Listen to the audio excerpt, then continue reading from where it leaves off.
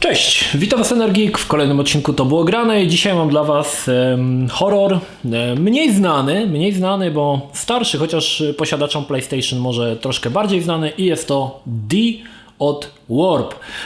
D powstało w 1995 roku, to były czasy, kiedy gry tak zwane full motion video dopiero jakby też raczkowało. Nie za bardzo twórcy jeszcze wiedzieli, jak sobie poradzić z tą nadchodzącą technologią i D jest właśnie takim troszkę przecierało szelaki dla filmów interaktywnych, ale też i dla horrorów. Gra została stworzona przez Kenji Eno i w pewnych kręgach jest uznawana za kultową. Zresztą to w pewnych kręgach to jest ogólnie ciekawe, bo nawet najgorszy badziew zawsze w pewnych kręgach będzie uznawany za kultowy. Niemniej D było na tyle popularne w Japonii, podczas premiery sprzedał się 1 000 000 egzemplarzy, to naprawdę jest sporo, jeszcze to był 95 rok, że powstały 2 kolejne części, jednakże z powodu, który zaraz powiem, Kenji Eno wypiął się już na Sony i pozostałe 2 części, czyli Enemy Zero powstało na Sega Saturn i D2 powstało na Dreamcasta i chyba też na Sega Saturn, chociaż ja bardziej kojarzę serię Dreamcastową. Żadna z tych części nie były ze sobą powiązane poza główną bohaterką samej gry.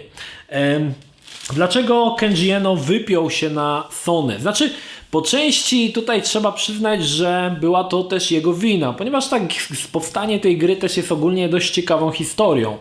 W 1995 roku, gdy tuż przed premierą gry, gdy już gra była wysyłana do tłoczni, Kenji Eno doskonale wiedział, że zawarte materiały w tej grze, czyli między innymi sceny kanibalizmu i tutaj Okej, dzisiaj to jest śmiech na sali, tak? Ale kiedyś robiło to wrażenie. Kiedyś były bardziej takie pruderyjni byli gracze, czy też te wszystkie organizacje dopuszczające te gry do obiegu, także i Sony. Także pewne rzeczy takie zawierające kanibalizm mogły nie przejść przez sito cenzorskie. I Kenji Eno doskonale wiedział, że może się zdarzyć, że ta gra zostanie cofnięta bądź pocięta przez cenzora, aby usunąć te wszystkie elementy, które nie pasowały Sony w momencie, żeby je wydać w świat. Więc Kenji Eno zrobił jedyną rzecz, którą mógł zrobić. Powycinał wszystkie elementy brutalności, kanibalizmu i te wszystkie elementy, które uważał, że do których cenzorzy się przyczepią.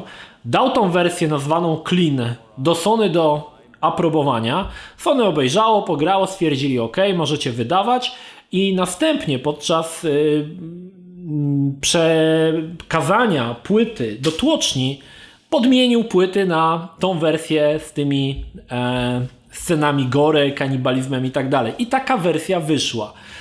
Nie wiem, czy Sony się potem dowiedziało, czy nie. Niemniej jednak w Japonii, tak jak mówię, gra okazała się ogromnym hitem. 1 000 000 sprzedanych kopii to jest naprawdę potężny wynik. Gdy miała nastąpić premiera w Stanach Zjednoczonych, miano wydać 100 000 kopii na Stany Zjednoczone.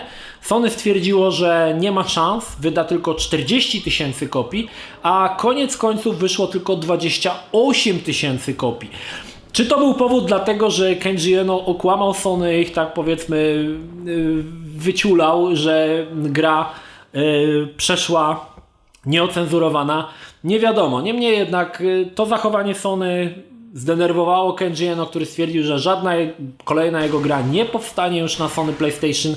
No i Enemy Zero i D2 pojawiły się na konsolach Sega Saturn i Dreamcast. Ciekawa historia ogólnie, bo dosyć można powiedzieć niespotykana, ale w tamte czasy to jeszcze takie były trochę czasy dzikie, można powiedzieć. Dzisiaj by chyba taki numer nie przeszedł, ale wtedy widać, że takie rzeczy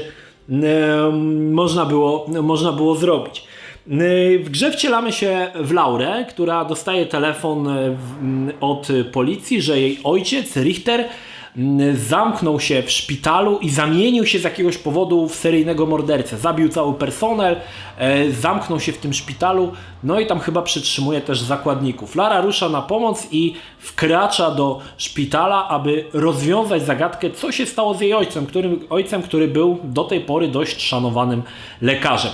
Fabuła może nie jest jakaś specjalnie wymyślna, aczkolwiek trzeba powiedzieć, że na tamte czasy, i to były jeszcze czasy przed pierwszym Residentem, to mogło się podobać. Pamiętam, że sceny kanibalizmu dosyć sporym echem odbiły się w społeczności graczy. Pisano nawet o tym w czasopismach Secret Service, czy tam chyba w Top Secrecie, ale chyba w Secret Service tam najwięcej o tym czytałem.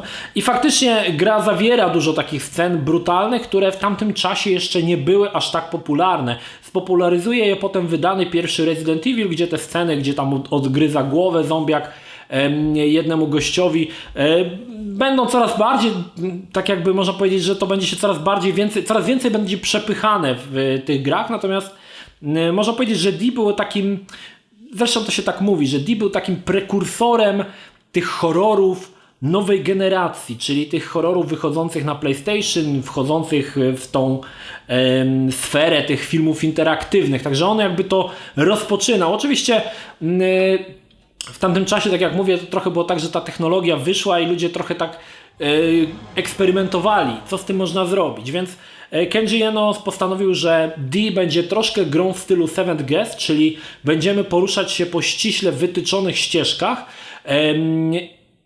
gdzie będzie się odpalała animacja jak idziemy, tak, nie skokowo. Nie będziemy, tutaj jeszcze to nie były czasy, gdzie w grach można było się poruszać dowolnie, no i będzie można wykonywać tam różne czynności. Ciekawostką tej gry jest chyba to największą, że gra nie ma możliwości zapisu i nie ma możliwości pauzy. Każda rozgrywka trwa 2 godziny. Masz 2 godziny czasu rzeczywistego na rozwiązanie zagadki ojca. Jeżeli nie uda Ci się przed upływem tego czasu, gra się automatycznie kończy złym zakończeniem. Także to jest dosyć fajne. Wprowadza taki fajny motyw, gdzie naprawdę się śpieszymy, żeby tego dokonać, ale grając w tamtym czasie, grając w to dzisiaj, zauważyłem, że 2 godziny to jest stanowczo za długo i spokojnie każdy przez te 2 godziny tą zagadkę rozwiąże.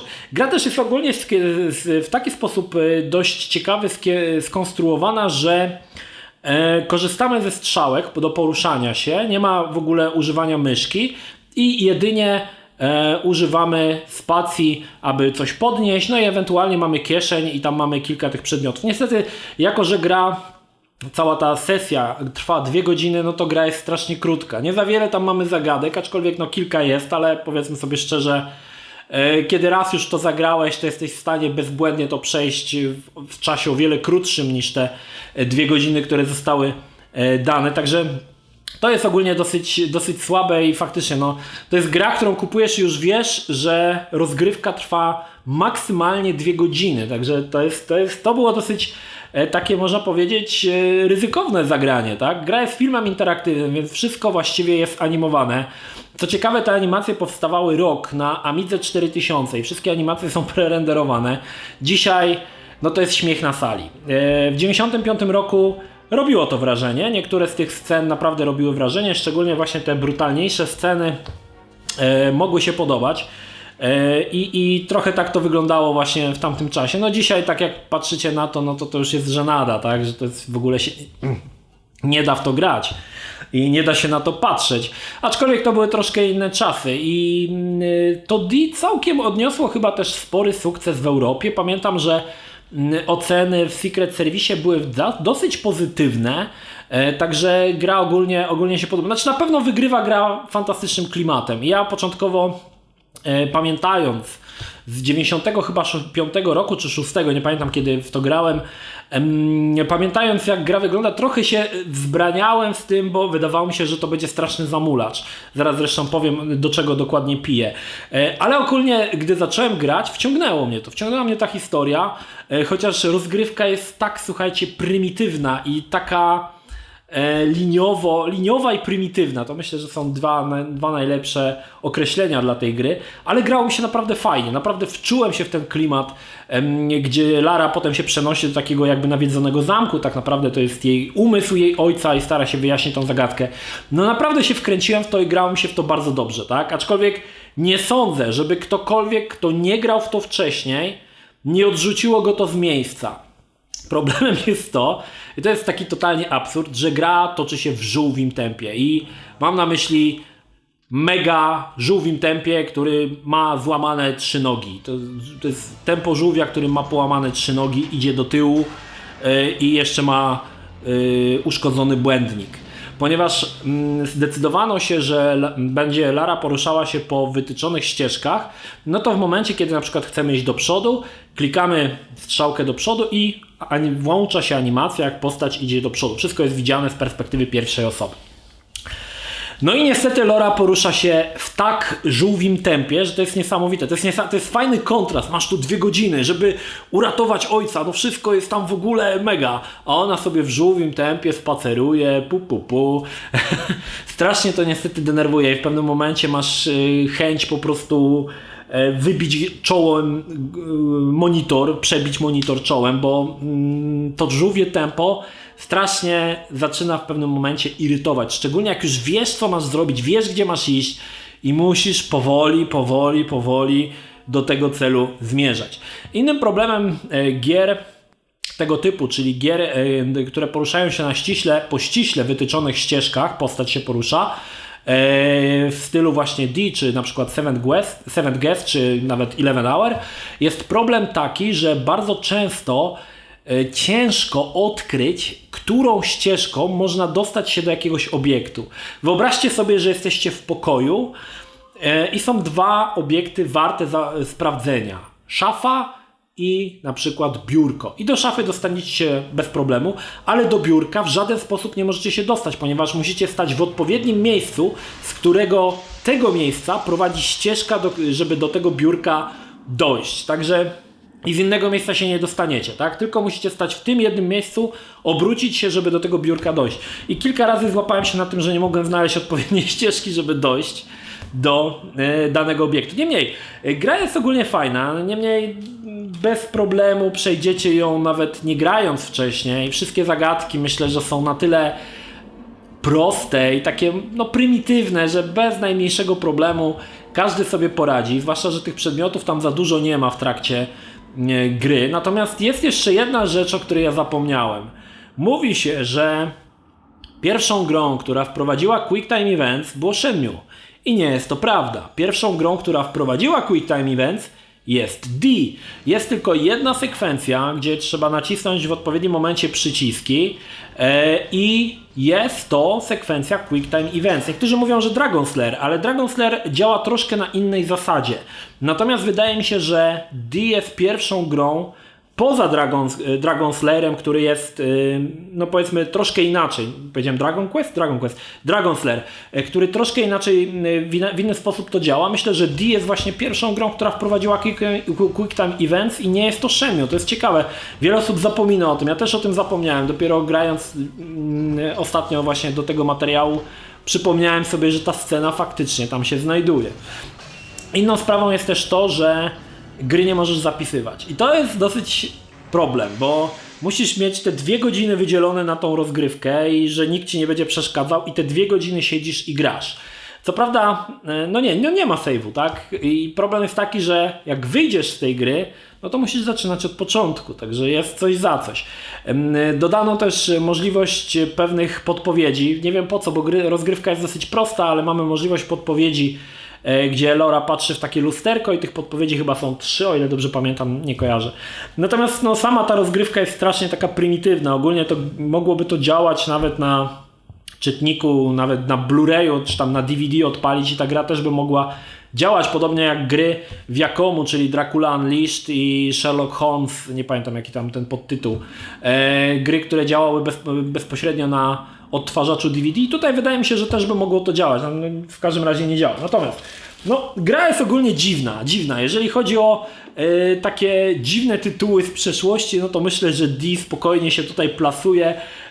Nie tylko dziwnym pomysłem, ale też dziwnym wykonaniem trochę. Znaczy, to jest trochę tak jak mówię, to przecierało szlaki. Nie można wymagać, żeby ta gra dorównywała do dzisiejszych standardów, bo to jest oczywiście, trzeba patrzeć to przez pryzmat tego 95 roku, kiedy ta gra się pojawiała i kiedy uważane było to za nowość. Zresztą 1 milion sprzedanych kopii w Japonii mówi samo za siebie. Gra też wyszła na PC-ta. Na PC ona troszkę wyszła później, niestety nie kojarzę w którym to roku, chociaż nie, też w 96, czyli rok później została przeportowana. Ja muszę przyznać, że no fajnie mi się w to grało, mimo że tych scen kanibalizmu i tam innych jest dużo, rating jest od 15 lat, to jest dosyć dziwne, bo wydaje mi się, że takie sceny spokojnie powinny łapać się na 18, aczkolwiek to też jest tak, że te renderowane sceny wyglądają jak wyglądają. No, realizmu w tym nie ma żadnego tak naprawdę, więc... No ale dobra, zobaczmy co jest w pudełku. Pudełko wygląda tak, w ogóle jest część gier, które składają się tylko z jednej litery. Jest D, jest Z od Bitmap Brothers, to był taki RTS z robotami, jeszcze jakaś gra A chyba jest, coś takiego, dużo takich gier jest, które składają się tylko z jednej litery. Ponieważ tych liter w alfabecie jest kilkanaście, kilkadziesiąt, no to jest jeszcze kilka gier, których mają wolną literę. Chyba na przykład I, na przykład można grę nazwać I, albo O, albo X, chociaż X chyba jest. X chyba jest i to jest taki symulator lotu. Dobra, tak wyglądało pudełko. Z drugiej strony mieliśmy informacje na temat rozgrywki. No i tutaj ciekawe, bo szczerze mówiąc, byłem ciekawy, czy na pudełku jest napisana ta informacja, że gra trwa tylko i wyłącznie 2 godziny. Był to niezły strzał w stopę. Kupujesz grę za, no nie wiem ile ona tam kosztowała, 100 albo 200 zł, z tym przeświadczeniem, że rozgrywka trwa tylko i wyłącznie 2 godziny, ale widzę, że nie ma tutaj tej informacji, że gra trwa 2 godziny. W środku mamy kartę z technicznymi ustawieniami, ponieważ gra jeszcze działała spod DOS-a. Mamy manual. Manual jakoś nie robi za bardzo chyba wrażenia. Manual, ponieważ jest to wersja na Europę, więc mamy tutaj i francuskie, i niemieckie, i angielskie, i wszystkie możliwe języki. Nie ma nic tu ciekawego tak naprawdę. Informacja na temat instalacji. Tak patrzę, czy jest tu coś ciekawego, ale tu nic nie ma. Jeszcze klawiatura. Nic tu ciekawego niestety nie ma. I takie krótkie wprowadzenie do historii. Natomiast warto wspomnieć, że na tyle jest reklamowana druga część uważanej za najgorszą bijatykę ever, czyli Rise of the Robots. Druga część nazywała się Resurrection, Rise 2, już nie Rise of the Robots, prawdopodobnie ten tytuł już bardzo źle się kojarzył, czyli walki robotów. Ogólnie ta pierwsza część Rise of the Robots, no to jest straszny koszmar podobno. Znaczy, nie podobno, jest. No i mieliśmy grę, gra ogólnie na PC, ale wydana w takim pudełku jak wychodziły PlayStation, czyli w takim fatboxie. Gra została wydana na 2 płytach, chyba na PlayStation na 3, ale mogę się mylić, albo i też na 2, nie pamiętam. I to co jest ciekawe, że oprócz tej reklamy tutaj, na pudełku, które jest do gry D, z tyłu mamy reklamę Alien Trilogy. To też jedna z gier na PlayStation, która też wyszła na PC-ta i też tu muszę przyznać, że jest całkiem niezła. Także to wszystko. Nie za wiele tutaj mamy w tym pudle z grą. Niemniej jednak, no tak to wyglądało. Pytanie, czy dzisiaj warto zagrać? Patrząc na te materiały już doskonale wiesz, czy byś w to zagrał, czy nie. I ja się nie dziwię, że twoja odpowiedź będzie negatywna. To jest idealna gra, którą możesz obejrzeć na YouTubie, ponieważ jest to film interaktywny z jedną tylko możliwością wyboru, bo gra miała 2 zakończenia, właściwie 3, jeżeli spóźniłeś się z tym czasem, i spokojnie możesz tą grę obejrzeć na YouTubie i zobaczyć, co tracisz. Gameplaye, które widzicie, są koszmarnej jakości, ponieważ ja pozbyłem się przeplotu z filmu, czyli tego renderowania co drugą linię, bo tego to w zasadzie wyglądało jeszcze gorzej, także wygląda to koszmarnie. Nie wiem, czy po tej kompresji YouTube'a coś jeszcze widać w ogóle na tych filmach, pewnie nie. Oglądajcie najlepiej, odejdźcie od monitora 10 metrów i wtedy będzie to w miarę możliwe do oglądania. Niemniej, ciekawy horror z ciekawym pomysłem, który w pewien sposób otwierał tą erę nowych filmów interaktywnych, nowych horrorów, nowej generacji. Aczkolwiek dzisiaj totalnie niezjadliwy, odrzucający, paskudny, brzydki, prosty, krótki. No dużo tych epitetów można by było jeszcze wymyśleć, natomiast ja ogólnie powiem, że bawiłem się nieźle, ale tylko dlatego, że pamiętałem klasyczną wersję, oryginalną wersję, którą grałem w 95 roku. Dzisiaj będzie ciężko. Niemniej, jeżeli ktoś jest ciekawy, warto sprawdzić, ale tak jak mówię, jeżeli obejrzycie sobie to na YouTubie, absolutnie nic nie stracicie. To tyle. Pozdrawiam Was, Energik, trzymajcie się, do następnego, cześć.